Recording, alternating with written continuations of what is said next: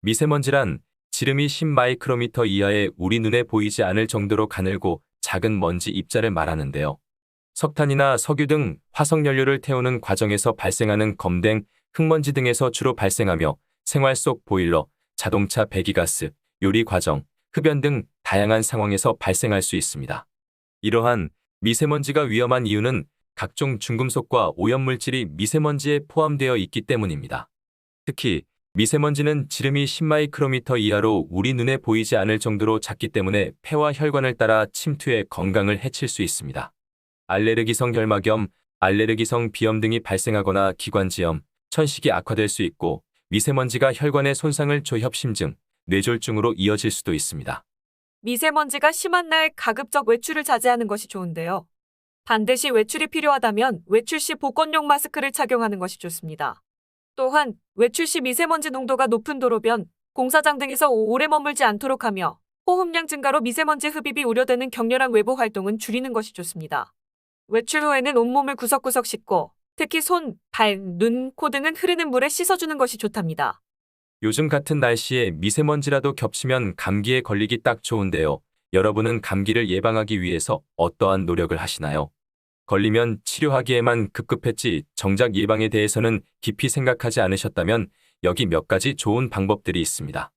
우리가 무심코 하는 습관들 중 오히려 감기에 걸리게 만드는 것이 있다면 당장 버려야 하겠죠? 감기로부터 건강을 유지하기 위해 주의해야 할 나쁜 습관들에 대해서 함께 알아보겠습니다.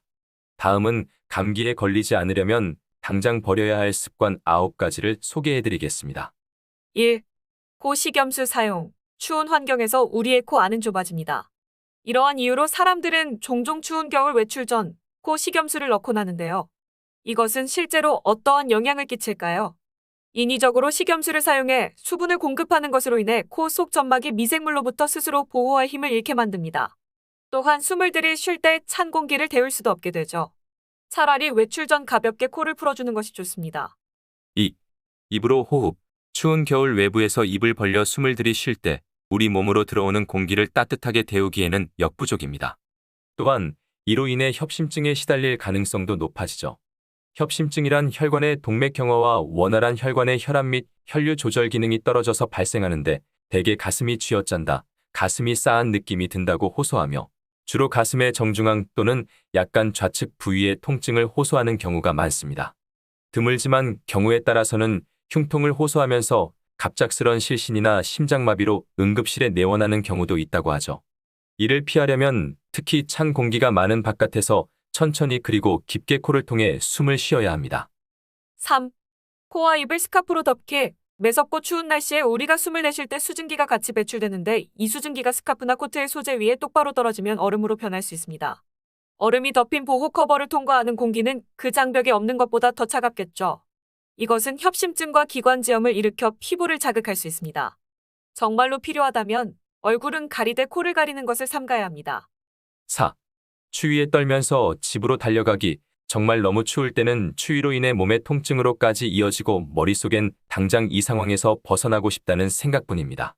몸이 얼어붙는 징후가 느껴지면 집으로 달려갈 것이 아니라 당장 눈앞에 보이는 근처의 따뜻한 곳, 상점이나 카페와 같은 곳에서 몇 분 동안 쉬는 것을 권장합니다.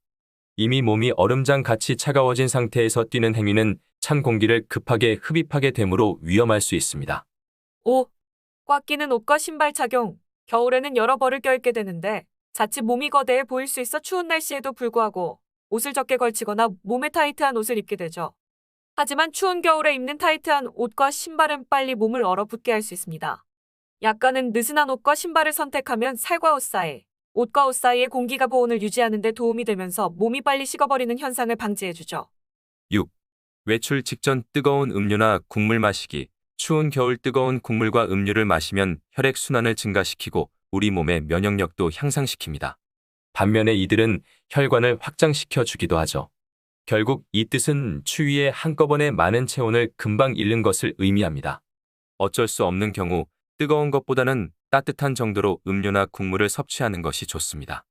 7. 추운 날씨에 밖에서 빈속일 때 우리 몸에서 체온이 내려가면 외부의 낮은 온도로부터 스스로 몸을 보호하려고 체온을 올리기 위해 많은 에너지를 필요로 합니다.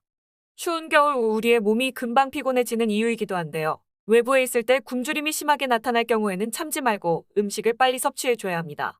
적어도 따뜻한 곳에서 소량의 간식과 차 한 잔 정도 하는 것을 권장합니다.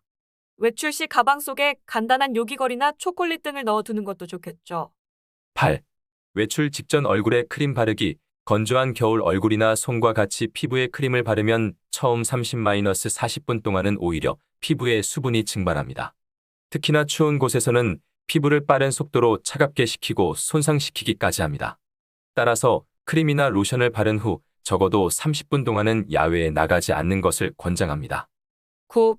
실외에서 따뜻해지려고 마시는 한 잔. 술을 마신 후 30-40분 동안은 몸이 따뜻해지는 느낌이 들 수 있습니다. 하지만 이 시점이 지나면 오히려 몸이 매우 빨리 식어가기 시작하고 더 심각한 것은 우리의 뇌가 이 위험에 적절하게 반응하지 못할 수도 있죠. 다시 말해 우리의 몸이 추워지고 있다는 신호를 보내지 못할 위험이 있습니다. 추운 겨울 음주를 하게 될 경우 몸 체온이 평균적으로 유지되고 있는 실내에서 적정량을 마시는 것이 좋습니다. 마지막으로 미세먼지에 좋은 음식은? 미세먼지나 심한 날에는 물을 충분히 마셔주거나 비타민C가 풍부한 과일, 야채 등을 자주 섭취하는 것이 좋습니다. 물은 기관지의 건조함을 막아주고 몸속에 노폐물을 배출하는 데 도움을 주며 비타민C가 풍부한 과일과 야채는 장운동을 촉진시켜 몸속에 중금속을 흡착해 배출시키는 역할을 하기 때문인데요. 대표적인 식품으로는 녹차, 미나리, 미역, 마늘, 귤 등이 있습니다.